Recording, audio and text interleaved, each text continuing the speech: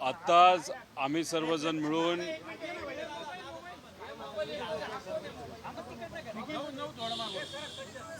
काही वेळापूर्वी मी असेल व आमच्याबरोबर सर्व पदाधिकारी व तसंच पुणे शहराचे गटनेते व इतर काही पदाधिकारी आणि कार्यकर्त्यांबरोबर CID कार्यालयामध्ये आम्ही आलो होतो।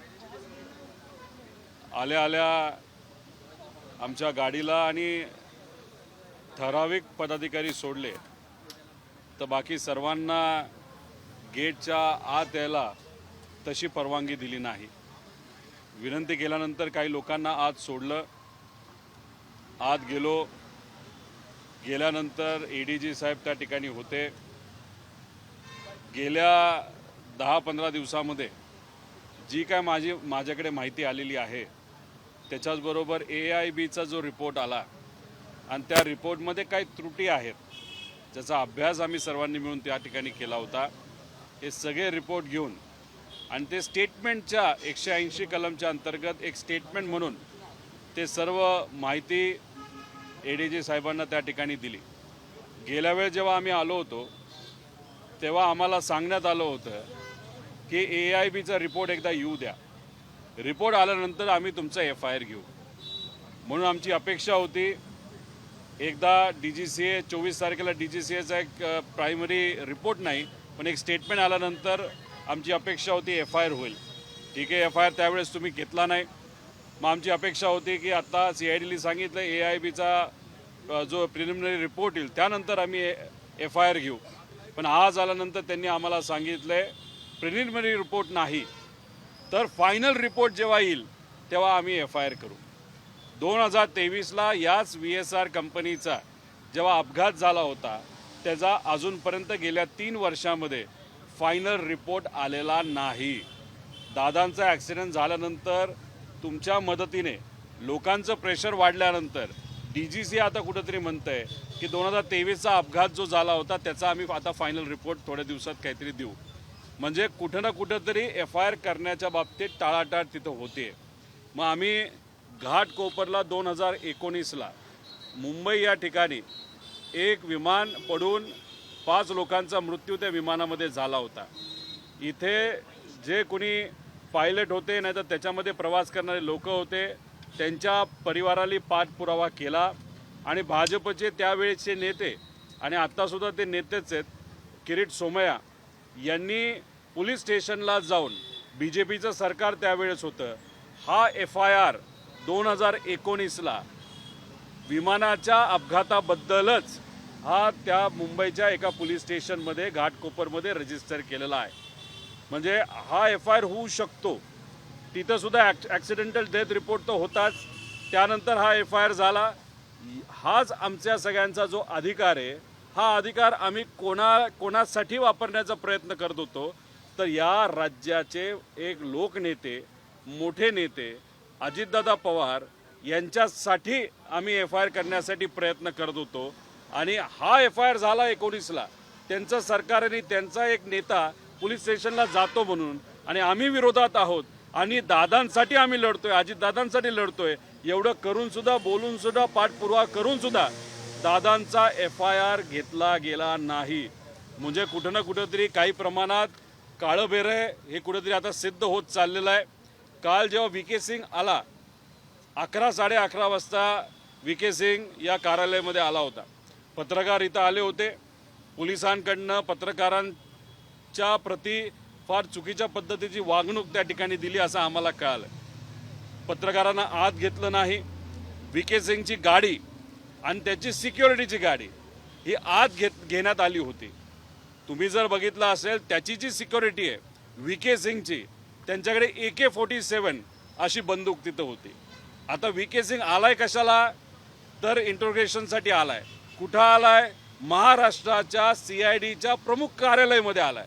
आता CIDच्या म्हणजे पोलिसांच्या प्रमुख कार्यालयामध्ये आल्यानंतर त्याच्याबरोबर AK-47 घेऊन जर तिथं गार्ड्स असतील आणि AK-47 आत घेतली गेली म्हणजे जिथं पत्रकारांना परवानगी नाही, आमच्या पदाधिकाऱ्यांना परवानगी नाही, आमच्या गाडीला परवानगी नव्हती। आता कुठेतरी आत वाद झाल्यानंतर आमची गाडी एक गाडी आत पाठवली, पण तिथं VK सिंगला परवानगी दिली गेली, AK-47ला परवानगी तिथं दिली, त्याच्या गार्डला परवानगी दिली आणि मग नंतर तुम्ही बघितलं असेल येताना VK सिंग दिसला, पण जाताना मात्र VK सिंग कुठे दिसला नाही. तो कुठल्या गाडीत गेला? पोलिसांच्या गाडीत गेला का? काळ्या गाडीत गेला का?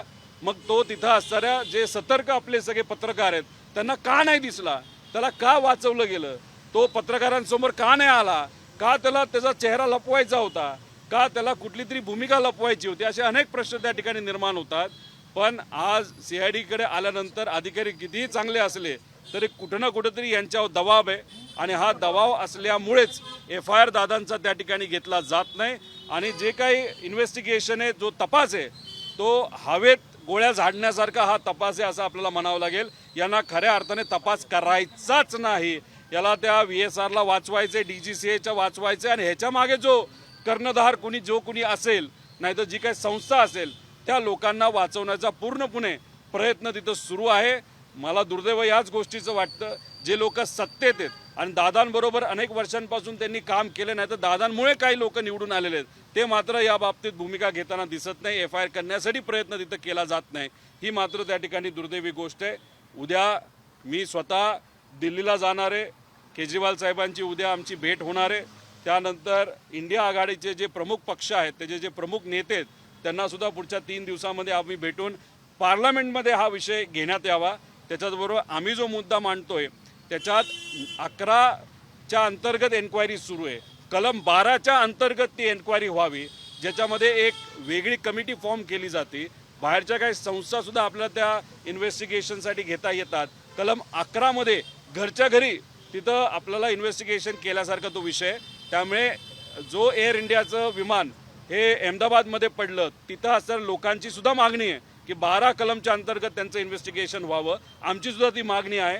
तर त्या सगळ्या मागण्या घेऊन आम्ही दिल्लीला जाऊन दादांसाठी तिथपर्यंत तो लढा त्या ठिकाणी घेऊन जाणार आहोत. तर इंडिया आघाडीलाच का? कारण आम्ही शेवटी विरोधात आहोत. त्यामुळे इंडिया आघाडीच्या काही नेत्यांना महाराष्ट्रात असणारे जे कोणी सत्तेत आहेत त्यांना सगळ्यांना भेटून झालं. मुख्यमंत्री साहेब झाले, उपमुख्यमंत्री दोन्ही झाले आणि बाकी इंडिया आघाडीचे उद्धव ठाकरे साहेब झाले. त्यानंतर मराठी नेता राज ठाकरे साहेब त्यांच्याबरोबर बैठक झाली. तर दिल्लीत जाऊन काँग्रेस आणि व इतर पक्षांबरोबर आम्ही भेटू. पण हा लढा कायमच असा ठेवला जाईल. पण 100% मी आपल्याला सांगतो की काळंबेरं काय ना काहीतरी आहे. अजितदादांच्या घातपातच झाला असं कुठंतरी आम्हाला सर्वांना वाटलंय.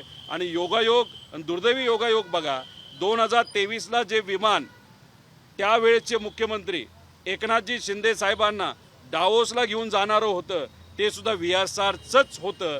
आणि त्यांनी बहारेनवरनं विमान उडवल्यानंतर, तिथून उडल्यानंतर पेट्रोल भरून ते जेव्हा डावोसला चाललं होतं, नाहीतर तिथं त्या दुसऱ्या देशामध्ये जात होतं, तेव्हा तिथं इराणमध्ये आणि इराकमध्ये परवानगी नसताना सुद्धा विमान हे मुद्दामून VSRला नेलं गेलं.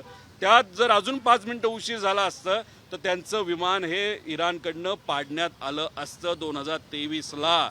मग एवढं काम चुकारपणा हा मुद्दामून केला गेला का त्याच्या मागे सुद्धा काही ना काहीतरी कॉन्स्पिरसी आहे असा प्रश्न निर्माण होतो. त्यावेळेस एकनाथ शिंदे साहेबांच्या बाबतीत चूक झाली. तिथं कसं तरी त्यांचं नशीब, तिथं कुठं काय घटना घडली नाही. पण दादाच्या बाबतीत VSRच आणि दुर्दैवी ही घटना त्या ठिकाणी घडली. दोन्ही मराठी नेते, प्रमुख नेते, दोन्ही आज मुख्यमंत्री, मग कुठं ना कुठंतरी काय ना काहीतरी आहे का असा प्रश्न निर्माण झाल्याशिवाय होत नाही. म्हणून हे जो तपास आहे तो योग्य पद्धतीने व्हावा यासाठी आमचा सगळ्यांचा खटाटोप आहे.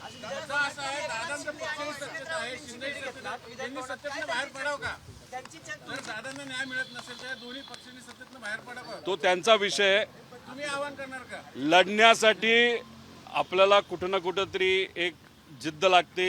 एखादा मुद्दा पुढे घेऊन जात असताना न्याय द्यायचा असेल तर काही प्रमाणात आपल्याला काही गोष्टी ह्या नुकसानसुद्धा त्या ठिकाणी देऊन जातात. त्यामुळे नुकसान सहन करण्याची क्षमता त्या लोकांची त्या ठिकाणी लागते. आणि कोणासाठी आणि कशासाठी लढतोय हे पण तितकंच महत्त्वाचं आहे. पण ठीक आहे, आम्ही विरोधात राहून रस्त्यावर लढतोय, ते सत्तेत आहेत, चांगली गोष्ट आहे. मग सत्तेतल्या यंत्रणा हलवण्यासाठी त्यांच्या ताकदीचा वापर करायला काय हरकत आहे, तो त्यांनी करावा. साधा FIR आम्ही मागतोय, कारण FIR झाल्याशिवाय इन्व्हेस्टिगेशन त्या दिशेने जाऊ शकणार नाही. पण तेवढं मात्र त्यांच्याकडनं होत नाही, याचं दुर्दैवी त्या ठिकाणी वाटतं. भेट घेतली, आज तुम्ही त्यांना काय सांगितलं, काही नवीन पुरावे दिलेत का आणि सीआयडीच्या अधिकाऱ्यांकडून तुम्हाला काय उत्तर देण्यात आलं? हे बघा, गेल्या वेळेस आम्ही जेव्हा आलो होतो तेव्हा DGCA चा जो काही वेबसाईटवर एक रिपोर्ट आला होता, एक स्टेटमेंट आलं होतं 24ला. आम्ही इथं जेव्हा आलो 25ला आलो असेल का 26ला आलो असेल, त्यावेळेस तिथं चर्चा करत असताना आम्ही त्यांना विचारले की ते स्टेटमेंट तुम्ही बघितलं का DGCAचं. त्यांनी सांगितलं नाही, ते स्टेटमेंट आमच्यापर्यंत आलेलं नाही. म्हणजे 3-4 दिवस होऊन सुद्धा ते स्टेटमेंट त्यांच्याकडे आलं नाही. ते म्हणाले आम्ही CID आहोत, आमच्याकडे विशिष्ट पद्धतीने ते स्टेटमेंट यावं लागतं.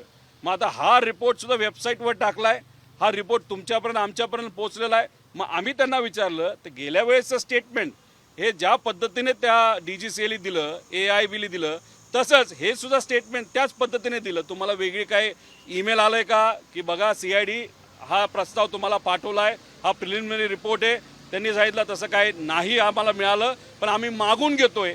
पण आम्हाला जे वेबसाईटवर आलंय त्याच्यावर आम्ही अभ्यास करून त्या पद्धतीने आम्ही काही प्रश्न विचारलेले आहेत. म्हणजे सुरुवातीचं जे 2024 फेब्रुवारीचं स्टेटमेंट होतं त्या बाबतीत तुम्ही दुर्लक्ष काय गोष्टी करताय आणि या बाबतीत तुम्ही म्हणता नाही आम्ही तो रिपोर्ट बघितलाय. मग कुठं ना कुठंतरी पद्धत जी असावी त्या पद्धतीमध्ये सुद्धा घोळ आहे CIDच्या बाबतीत असं जाणवतंय. दादा, महत्त्वाचा प्रश्न याच्यात असा आहे की तुम्ही अनेक प्रश्न उपस्थित केले होते. CID याचं चौकशी करते. ज्यावेळेस काल सगळी चौकशी झाली, तुम्ही जे प्रश्न उपस्थित केले होते त्याची उत्तरं CIDने घेतलीत का, त्या किंवा त्या संबंधितचे जे कागदपत्र आहेत ती तपासलेली आहेत का? तुम्ही जे प्रश्न उपस्थित करतायत त्याच्या अनुषंगाने CID तपास करते का? एक प्रोसेस असते आपल्याला लॉमध्ये, एक पद्धत असते की आपण CIDकडे काय पद्धतीने स्टेटमेंट द्यायचं असतं. तर कलम 180च्या अंतर्गत आपल्याला ते स्टेटमेंट त्या ठिकाणी द्यावं लागतं. गेल्या वेळेस मी ज्या आलो होतो, जो काय आत्तापर्यंतचा अभ्यास आहे FIR का व्हावं याबद्दलचं स्टेटमेंट 180च्या कलमच्या अंतर्गत त्यावेळेस दिलं होतं. आणि आत्तासुद्धा आज जे स्टेटमेंट दिलेलं आहे गेल्या 10 दिवसाचं ते सुद्धा कलम 180च्या अंतर्गतच दिलं. त्यामुळे कलम 180च्या अंतर्गत जेव्हा आपण एखादं स्टेटमेंट देतो तेव्हा CIDला तपास करत असताना त्या स्टेटमेंटची दखल घ्यावीच लागते. आणि जर उद्या जाऊन CBIला हा तपास दिला तर मग CBIला सुद्धा त्या गोष्टीची दखल घेतली जाईल. एक विषय सगळ्यात महत्त्वाचा असे, CBIकडनं भेदभाव केला जाईल असं मी म्हणणार नाही, पण विषय एवढाच असतो की जेव्हा एखादा मराठी अधिकारी एका संस्थेच्या मदतीने मराठी नेत्याच्या घातपात नाही तर ॲक्सिडेंटबद्दल एखादा तपास करत असतं तेव्हा आत्मीयता त्या नेत्याकडे असल्यामुळे तो तपासामध्ये कदाचित मन लावून हा तपास त्या ठिकाणी होऊ शकतो. जर उद्या जाऊन CBIकडे गेला तो जावं चांगली गोष्ट आहे, पण तिथं सुद्धा मराठी अधिकाऱ्यांना जर हा तपास त्या ठिकाणी दिला तर मग कुठंतरी लक्ष देऊन हा तपास योग्य दिशेने जाऊ शकतो. कुठेही भाषिक विषय मी त्या ठिकाणी आणत नाही, फक्त एक चर्चा जी कार्यकर्त्यांमध्ये आहे ती आहे. पण सुशांत सिंगचा विषय बिहारच्या मुख्यमंत्र्यांनी CBIकडे पाठवल्यानंतर 2 दिवसात CBIने तो स्वीकारला होता. अजितदादांच्या बाबतीत 22 दिवस झालं CBIकडे प्रस्ताव पाठवून, पण अजूनपर्यंत CBIने हा प्रस्ताव स्वीकारलेला नाही. मग दादांच्या बाबतीतच अशा पद्धतीने दुय्यम भूमिका का, असा प्रश्न नक्कीच आम्हाला त्या ठिकाणी पडेल. आणि जेव्हा आम्ही मुद्दा मांडत असतो, जेव्हा आम्ही VSRच्या पाठीमागे कोण, DGCAचे कुठले कुठले अधिकारी याच्यामध्ये अडकलेले आहेत, नाहीतर चुकीच्या पद्धतीने वागतात नाहीतर वागलेले आहेत, ही नावं जेव्हा आम्ही घेत असतो तेव्हा कुठं ना कुठंतरी या लोकांना वाचवण्याचा प्रयत्न तिथं केला जातो. नाहीतर VK सिंगला काही नावं माहिती असावीत. जर VK सिंगवर कुठल्या तरी कलमच्या अंतर्गत कारवाई झाली तर VK सिंग त्या लोकांची नावं सांगेल, ही भीती कदाचित काही लोकांना नाहीतर काही संस्थांना, नाही जे लोक या कॉन्स्पिरसीच्या पाठीमागे त्यांना ती वाटत असावी म्हणून VK सिंग बोलू नये म्हणून कुठंतरी त्याची पाठराखण ही एका पॉवरफुल व्यक्ती नाहीतर एका संस्थेच्या माध्यमातून होते असं कुठंतरी आता सिद्ध होत चाललेलं आहे.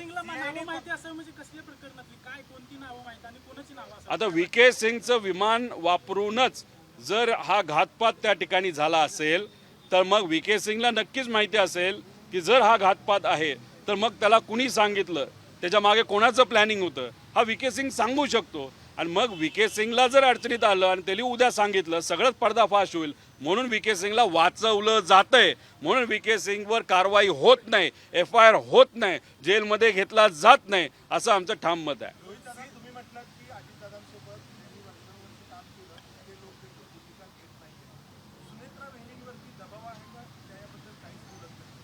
काल परवा आम्हाला असं कळालं की पंतप्रधान साहेबांना त्या व पार जाऊन तिथं भेटणार आहेत पण मला असं वाटतं की खूप वेळ घालून चालणार नाही. लवकर जाऊन बैठक करणं फार महत्त्वाचं आहे, कारण की एवढे महत्त्वाचे आणि मोठे लोक आणि पॉवरफुल लोक जर या कंपनीला वाचवण्याचा प्रयत्न करत असतील तर मग पॉवरफुल लोकांच्या मदतीनेच हा विषय तिकडं मार्गी लागू शकतो. त्यामुळे पंतप्रधान साहेब असतील, त्यानंतर अमित शहाजी असतील, मुख्यमंत्री तर आहेतच इन्व्हॉल्व, दोन्ही उपमुख्यमंत्री आहेतच, पण त्याच्याचबरोबर विरोधी पक्ष नेता म्हणून राहुल गांधीजींना सुद्धा मोठ्या प्रमाणात विश्वासात घ्यायची जरूरत आहे. आणि जी कमिटी आम्ही म्हणतोय त्याचे प्रमुख हे राहुल गांधीजीच तिथे झाले पाहिजे आणि पारदर्शक पद्धतीने या गोष्टी होणं महत्त्वाचं आहे. आम्हाला घाई याच्यासाठीच आहे, आम्ही पाठपुरावा एवढा वेळ याच्यासाठीच करतोय की कागदपत्राची पूर्तता, म्हणजे कागदपत्रे जे इनकम्प्लीट आहेत, नाहीतर या सगळ्या जो काही तिथं प्लॅन झाला होता, नाहीतर कॉन्स्पिरसी झाली होती, त्या सगळ्या गोष्टीला कागदपत्राचा जो जोड द्यावा लागतो, ती कागदपत्र आत्ता ऑफिसमध्ये बसून DGCA आणि VSR हे दोघं एकत्रित करतायत आणि ते व्हावं आणि त्यांना वेळ मिळावा म्हणून हा खटाटोप आणि ही एन्क्वायरी पुढे ढकलण्याचा प्रयत्न केला जातोय.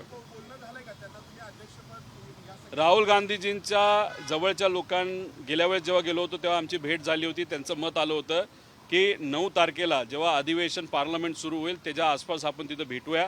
आता उद्या 7 तारीख आहे, 7, 8, 9 मी स्वतः दिल्ली ते 10 लागले तर 10ला सुद्धा तिथं आहे. केजरीवाल साहेबांनी उद्याची वेळ दिलेली आहे. त्याच्याचबरोबर आपले SPचे जे प्रमुख आहेत अखिलेश भाई ते सुद्धा आम्हाला वेळ देणार आहेत. आम्ही तृणमूल काँग्रेस पार्टीच्या प्रमुख आमच्या ताई त्यांची सुद्धा वेळ त्या ठिकाणी मागितलेली आहे. आता कशी वेळ मिळेल त्या पद्धतीने तिथं जाऊन त्या लोकांना आम्ही भेटू.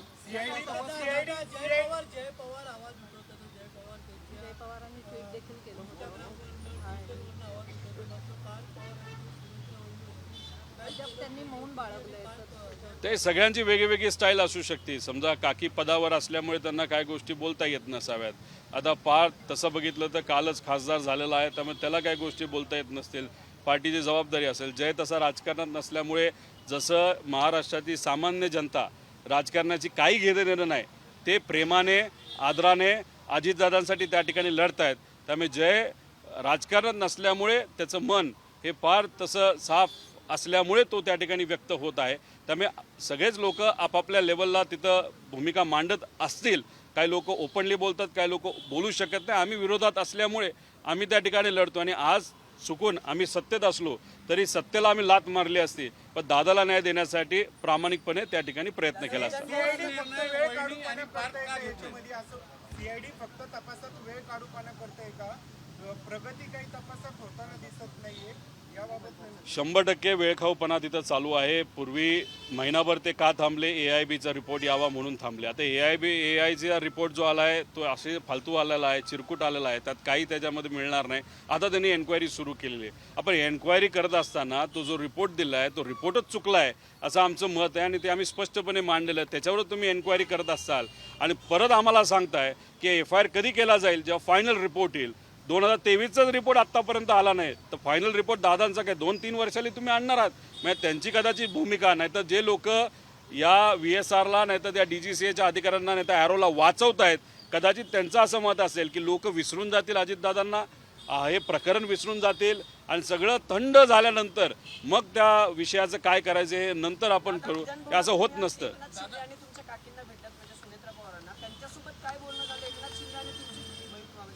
एकनाथ शिंदे साहेबांशी बोलल्यानंतर त्यांना ह्या विषयाबद्दल बरंच काही माहीत होतं. त्यांनी सुद्धा सांगितलं की तू जे काय प्रेस कॉन्फरन्सेस घेतोय ते आमची लोकं आणि मी सुद्धा जेव्हा केव्हा वेळ मिळेल तेव्हा ते सगळं लक्ष देऊन आहे.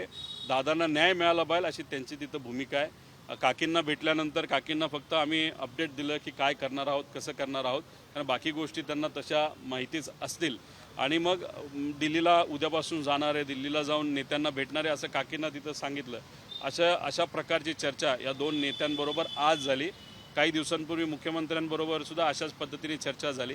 त्याच्याचबरोबर विनंती अशी होती की स्मारक बांधत असताना देवगिरीला ते स्मारक मांडण्यात यावं आणि पुणे जिल्ह्याचे अनेक वर्ष पालकमंत्री दादा राहिल्यामुळे इथं जे मोठे 3 मजली रस्ते जे या शहरामध्ये बांधले जातात आणि रिंग रोड याला नाव अजितदादांचं त्या ठिकाणी देण्यात यावं. आमची अपेक्षा होती की आज जेव्हा बजेट सादर केलं जाईल तेव्हा कुठं स्मारक केलं जाणार आहे, कसं केलं जाणार आहे याबद्दल थोडी स्पष्टता पाहिजे होती. आणि या रिंग रोडच्या नावाबद्दल, एअरपोर्टच्या नावाबद्दल काय करणार आहेत हे सुद्धा कुठं ना कुठेतरी त्या ठिकाणी सांगायला पाहिजे होतं असं आम्हाला वाटतं. मुंबई महाराष्ट्राला अजून ते झाड दिसलं नाही तिथे ऍक्सिडेंट जिथे विमान आदळलं असं AIB रिपोर्ट सांगतोय. CID तर सापडलं की नाही? थातूर मातूर रिपोर्ट आहे. CIDला सुद्धा तेच प्रश्न त्या ठिकाणी पडलेले आहेत. CIDला सुद्धा तेच आम्ही सांगतोय. AIB तिथे येते आणि म्हणते की झाडाला धडकून विमान पडलं. अरे पण त्या हाईटला तिथं झाड होतं का? तिथं जी होती ती सगळी झुडपं होती आणि काही एक झाड नाही. त्यांनी लिहिले अनेक ट्रीज, मेनी ट्रीज, म्हणजे अनेक झाडं तिथं होती. आता लोकच म्हणायला लागले की तिथं झाडं नाहीत, काय नाहीत. आणि दुसरं जे बँक झालं, म्हणजे जेव्हा लेफ्ट विंग खाली येतं तेव्हा लेफ्ट बँक म्हणतो आपण, आणि राईट विंग खाली असतं तेव्हा राईट बँक म्हणतो. ह्यांनी सांगितलं रिपोर्टमध्ये राईट बँक झालं, म्हणजे राईट साईडला वळलं. अरे बाबा, दुनियाला माहिती ते लेफ्ट साईडला वळलंय, लेफ्ट बँक झालंय, रिपोर्टमध्ये राईट बँक म्हणता. म्हणजे हे टेक्निकल विषय जे महत्त्वाचे आहेत त्या विषयामध्ये त्यांच्याकडनं जर कामचुकारपणा होत असेल, नाही तर मुद्दामून खोटं रिपोर्ट आणि सगळ्यांचं लक्ष या खोट्या रिपोर्टकडे असावं आणि टाइमपास त्या ठिकाणी व्हावा अशी भूमिका जर DGCAची असेल, मंत्र्याची असेल, नाहीतर या छुपा हात या सगळ्या प्रकरणाच्या मागे ज्या व्यक्तीचा, पॉवरफुल व्यक्तीचा आहे त्याला जर वाटत असेल तर ते स्वप्नात आहेत. मराठी माणसं म्हणून या मराठी नेत्यासाठी, या महाराष्ट्राच्या लोकनेत्यासाठी त्याला न्याय जोपर्यंत मिळत नाही तोपर्यंत आम्ही आमचा लढा असाच कायम ठेवू. आप CID ऑफिस में आए, आप क्या कहेंगे? त्यांना मीडियाला गुमराह करून बाहेर काढण्यात आलं, म्हणजे कुठेतरी CID कडनं त्यांना क्लीन चिट मिळणार असं वाटतं. CID त्यांचं आदरातिथ्य त्या ठिकाणी केलेलं आहे. चहा दिला, बिस्किट दिलं, जेवण दिलं, सगळंच दिलं. संध्याकाळच्या वेळेस कदाचित 7 जी मॅच सुरू झाली होती, पहिले 30 मिनटं 35 मिनटं त्यांनी मॅच सुद्धा बघितली असं आम्हाला कळलं. येताना ते आपल्याला दिसले, कुठल्या गाडीतून आले, त्यांच्याबरोबर AK-47 घेऊन त्यांची सिक्युरिटी सुद्धा आली. म्हणजे मीडियाला बाहेर ठेवलं, साध्या लोकांना बाहेर ठेवलं. पण या VK सिंग बरोबर स्टेन गन येऊन, ते पण CIDच्या मुख्यालयामध्ये रिपोर्ट व्हायला पाहिजे होते की त्याच्याकडे बाबा AK-47 दिसते, ती कुठली, कशी, काय, त्याचं लायसन्स आहे नाही आहे असं पद्धती काही न घेता बाकीचे बाहेर, आणि हे सगळे VIP आत. आणि बाहेर काढत असताना मीडियाला फसवण्यासाठी त्याली पोलिसांच्या गाडीमध्ये तो कदाचित बाहेर गेला अशी चर्चा आहे. म्हणजे पोलीस म्हणजे CID हे VK सिंगला काय पद्धतीने वाचवते, VIP ट्रीटमेंट देते, किती काळजी घेते हे जर आपण बघितलं. म्हणजे आम्ही जेव्हा FIR करायला गेलो, पार तिथे असणारे जे DCP आहेत ते आम्हाला हाकलायला निघाले होते. आणि इथं VK सिंग जो महाराष्ट्रातला प्रत्येक व्यक्तीला माहिती आहे की तोच चोर आहे, त्यालीच त्या ठिकाणी मर्डर केलेला आहे, त्याला मात्र इथं पोलीस फार छान चौकीली त्या ठिकाणी जर सांभाळत असेल, नाही तर ते वागणूक देत असेल, याच्यावरनं समजा की कुठं ना कुठंतरी या कंपनीच्या पाठीमागे खूप मोठी ताकद आहे. म्हणून दादांच्या घातपाताबद्दल काय झालं अशाच पद्धतीने हा तपास चालू राहिला तर हे आपल्याला कधीच कळणार नाही. CIDच्या चौकशीच्या नावाखाली क्रिकेटची मॅच दाखवली गेली असं तुमचा थेट आरोप आहे. संध्याकाळच्या वेळेस आम्हाला कळालं की तुम्ही सगळे बाहेर होता, तुम्ही 8 तास बाहेर थांबला होता फक्त का? दादांच्या प्रेमापोटी, आणि एक तुम्ही चांगले पत्रकार म्हणून खऱ्या गोष्टी लोकांसमोर आल्या पाहिजे म्हणून.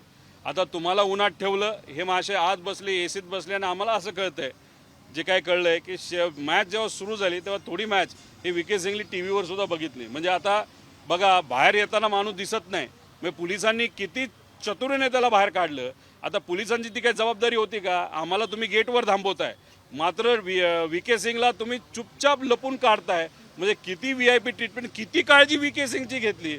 पार त्याच्या AK-47 धारक त्याच्या सिक्युरिटीची सुद्धा काळजी या पोलिसांनी घेतलेली हे खरंच दुर्दैवी आहे. आज कर्जमाफी जाहीर केली बजेटमध्ये, पात्र आज CID के ऑफिस में हम सब गए थे. कुछ दिन पहले CID के ऑफिस में जाके वो जो सब अधिकारी, उनको हमने विनती की थी कि हमारा FIR आप ले लो. उन्होंने FIR नहीं लिया था. उन्होंने उस टाइम बोलते वक्त कहा था कि AIB का रिपोर्ट आने दो फिर हम FIR करेंगे. AIB का रिपोर्ट 3 दिन पहले आया, 4 दिन पहले आया, 4 दिन तक कुछ भी FIR नहीं हुआ. तो आज CID से मिलके उनको पूछना था कि ठीक है आपने उस टाइम नहीं लिया, अभी AIB का प्रिलिमिनरी रिपोर्ट आया तो अभी आप हमारा FIR ले लो. उसके लिए भी अनफॉर्चुनेटली आज उन्होंने ना कहा. अभी ये देखो मेरे हाथ में जो FIR है 2019 को मुंबई में घाटकोपर में एक बीच क्राफ्ट 200 नाम का एक एयरक्राफ्ट क्रैश होके उसमें 5-6 जन का मृत्यु हुआ। अभी वहाँ पे जो मिले क्या है ना किरीट सोमैया, ये जो बीजेपी के नेता है, तब बीजेपी का सरकार इस राज्य में था। किरीट सोमैया वहाँ पे पुलिस स्टेशन गए, पुलिसों को वहाँ पे फोर्स किया और फोर्स करने के बाद सबके ऊपर वहाँ पे एफआईआर हुआ। हमारा यही कहना है ना, इतना बड़ा नेता महाराष्ट्र का अगर एक्सीडेंट में वहाँ पे गुजर जाता है तो उनके बारे में एफआईआर करना बहुत इम्पोर्टेंट है। अगर उनके बारे में आप एफआईआर नहीं कर रहे हो तो यहाँ पे एक केस में अलग न्याय और हमारे अजीत दादा के केस में जो महाराष्ट्र का बहुत बड़ा नेता था, लोक नेता था, उनके बारे में अलग न्याय, ये क्यों? इसके बारे में वो उत्तर नहीं दे पाए। उसके साथ कल वीके सिंह यहाँ पे आया था। जब वो आया था तब उसके साथ उसकी प्राइवेट सिक्योरिटी थी या गवर्नमेंट की थी, वो मुझे नहीं मालूम, लेकिन उस सिक्योरिटी के पास AK-47 था। अभी AK-47 के जो सिक्योरिटी वाले थे, वीके सिंह और उसके 3-4 गाड़ियाँ वो अंदर भेज दी गई, लेकिन यहाँ के जो पत्रकार हैं उनको बहुत मिसट्रीट पुलिस ने वहाँ पे किया, उनको अंदर भेजा नहीं, उनको 8 घंटा यहाँ पे धूप में रखाया और ये वीके सिंह अंदर जाके कॉफ़ी दिया, चाय दिया, उसके शायद सिक्योरिटी को भी उन्होंने चाय दिया था, गाड़ी अंदर लेके गए थे और शायद 1-2 घंटा सिर्फ इंक्वायरी हुआ होगा, 8 घंटा सिर्फ दिखाने के लिए था। अंदर AC में बैठ के वो सिर्फ मस्ती कर रहा था, ऐसे हम सबको लगता है। अभी एक ऐसा बंदा CID मतलब महाराष्ट्र का जो क्राइम ब्रांच है, वहाँ पे अगर AK-47 लेके सिक्योरिटी के साथ वहाँ पे आता है तो क्या संदेश देना चाहता है कि वो CID से बढ़कर है, महाराष्ट्र की सिक्योरिटी से बढ़कर है? क्यों इतनी VIP ट्रीटमेंट वीके सिंह को वहाँ पे दी जा रही है? उसी के साथ अगर आप देखो, आते वक्त वो हमको दिखे, जाते वक्त नहीं दिखे। वहाँ पे यहाँ पे पत्रकार रुके थे, लेकिन जब वीके सिंह बाहर आने का टाइम हो गया था वो किसी को भी नहीं दिखा, जिसका कारण शायद लोगों के मन में ऐसा है जो रियल है कि पुलिस के गाड़ी में उसको बाहर निकाला गया था। तो अभी ये चीज़, अगर ये जो क्राइम करने वाला व्यक्ति एकनाथ शिंदे साहब के बारे में भी अगर 2023 के उनका जो प्लेन था जो ज्यूरिक जाने वाला था, उस टाइम वो मिडिल ईस्ट जाने के बाद वहाँ पे फ्यूलिंग होने के बाद बहरीन से जब निकला, तब ईरान में जब वो गया था, तब ईरान के गवर्नमेंट ने कहा था कि आपने परमिशन नहीं ली, हमारे एरिया में कैसे आप आ सकते हैं। वैसे इराक ने भी वहाँ पे कहा था, मतलब वहाँ पे भी अगर 5 मिनट का डिले होता तो एकनाथ शिंदे जी का प्लेन भी वहाँ पे डाउन हो जाता। अभी उस टाइम कंपनी कौन सी थी? तो VSR थी। कंपनी का मालिक कौन था? VSR था। नेता कौन था? महाराष्ट्र का बहुत बड़ा नेता मुख्यमंत्री थे। अभी देखो अजीत दादा के केस में अनफॉर्चुनेटली एक्सीडेंट होके वो हमारे साथ नहीं रहे, लेकिन कंपनी कौन सी थी? VSR थी। मालिक कौन था? वीके सिंह था। तो ये कोइंसिडेंस हो सकता है या जानबूझ के एकनाथ शिंदे साहब के टाइम में भी कुछ और प्लान था। तो ये तब तक नहीं पता चलेगा जब तक वीके सिंह को जेल में नहीं डाला जाता, प्रॉपर इंक्वायरी नहीं होती। इसलिए FIR करते वक्त एक तो VSR के ऊपर, DGCA के जो अधिकारी है जो वीके सिंह को मदद करते हैं उनके ऊपर, एरो नाम की कंपनी, और VIP एक हाथ अगर प्रवास कर रहा है या फ्लाइंग कर रहा है महाराष्ट्र से, तो महाराष्ट्र के कुछ अधिकारी जिम्मेदारी होती है उनकी कि वो सेफ है कि अनसेफ है प्लेन देखने की। तो वो जो अधिकारी है जो ग्रुप में है एरो के, उनके ऊपर, और एक ऐसा व्यक्ति जो अननेम्ड है, ऐसा व्यक्ति जो इस कॉन्स्पिरेसी के पीछे, इनके खिलाफ आप FIR करो, ये हमारी मांग है। लेकिन अभी तक अनफॉर्चुनेटली हमारा FIR लिया नहीं गया। इस पूरे मामले की जांच CBI करेगी, ACP बात मुख्यमंत्री खुद कह चुके हैं, लेकिन अभी तक कुछ प्रोग्रेस होता दिख देखो, सुशांत सिंह के बारे में बिहार के गवर्नमेंट ने जब केंद्र सरकार को लिखा था कि CBI की इंक्वायरी सुशांत सिंह के मर्डर के बारे में या सुसाइड के बारे में वहाँ पे होनी चाहिए, तो 2 दिन में ही CBI ने वो विषय एक्सेप्ट किया था, वो केस एक्सेप्ट किया था, फिर उन्होंने इंक्वायरी शुरू की थी। अभी दादा का CBI इंक्वायरी हो, ऐसे दादा के पक्ष के नेता ने ही CM साहब को मिलके वहाँ पे विनती किया था। दूसरे दिन वो जो रिपोर्ट है जो महाराष्ट्र से जाता है वो वहाँ पे दिल्ली गया, लेकिन वो जाके अभी 22 दिन हुआ। सुशांत सिंह के केस में 2 दिन में वहाँ पे एक्सेप्ट होता है रिपोर्ट, और दादा के केस में 22 दिन होके भी अगर एक्सेप्ट नहीं हो रहा तो डेफिनेटली कुछ ना कुछ तो काला है इसमें, ऐसे हम सबको लगता है। इस तरीके का भेदभाव जानबूझ के किया जा रहा है, ताकि अगर इस वीके सिंह को ताबा में लिया जाता है, जेल में डाला जाता है, एफआईआर होता है, तो आगे जाके वीके सिंह, जो लोग इस कॉन्स्पिरेसी के पीछे है, उनका नाम शायद बता देगा। इसलिए ये ट्रीटमेंट, वीआईपी ट्रीटमेंट वीके सिंह को दी जा रही है। मतलब किसी ना किसी को तो, या किसी इंस्टीट्यूट को वहाँ पे बचाया जा रहा है, और इसके कारण अजित दादा को वहाँ पे न्याय नहीं मिल रहा है, ऐसे हम सबका कहना है। जो अभी देखो ना, अंदर जाके इतनी वीआईपी ट्रीटमेंट कि उनके साथ एक प्राइवेट सिक्योरिटी सीआईडी कार्यालय जाते वक्त एक AK-47 डायरेक्ट ओपनली वहाँ पे लेके जाता है और उनको स्वीकारा जाता है, लेकिन मीडिया को बाहर रखा जाता है, लोगों को बाहर रखा जाता है, तो वहाँ से उनकी वीआईपी ट्रीटमेंट चालू हो गई। अंदर जाके खाना पीना ठीक है, वो किया, ऐसे हम समझते हैं, लेकिन हमको ये भी पता चला कि शाम को आधा घंटा वो मैच भी देख के गया। मतलब कहाँ ना कहाँ तो भी एक वीआईपी ट्रीटमेंट ये वीके सिंह को दी जा रही है। अभी आते वक्त वीके सिंह कौन से गाड़ी में आया दुनिया को मालूम है, मीडिया को मालूम है, लेकिन जाते वक्त वीके सिंह कौन सी गाड़ी में गया किसी को भी नहीं मालूम, क्योंकि शायद वीके सिंह को बाहर मीडिया से बचाने के लिए, लोगों से बचाने के लिए, बचाना मतलब सिर्फ मीडिया को क्या चाहिए था, एक स्टेटमेंट चाहिए था कि उसका क्या कहना है, लेकिन वो स्टेटमेंट देने का धाड़स या हिम्मत उस वीके सिंह में न होने के कारण पुलिस के गाड़ी में वीके सिंह को वीआईपी ट्रीटमेंट देते हुए बाहर निकाला, ऐसे हम सबका कहना है। आप कह रहे थे कि आप कल दिल्ली जाएंगे और सांसदों से मिलेंगे। कल केजरीवाल साहब को हम मिल रहे हैं, उसके बाद हमने leader of opposition Rahul Gandhi ji, उनका भी टाइम वहाँ पे मांगा है। जो भी इंडिया गठबंधन की पार्टियां हैं, उनके जो प्रमुख हैं, उनको हमने विनती किया कि ये विषय मुझे आप सबसे बात करनी है, आपको समझाना है, ताकि पार्लियामेंट में भी ये विषय लिया जा सकता है।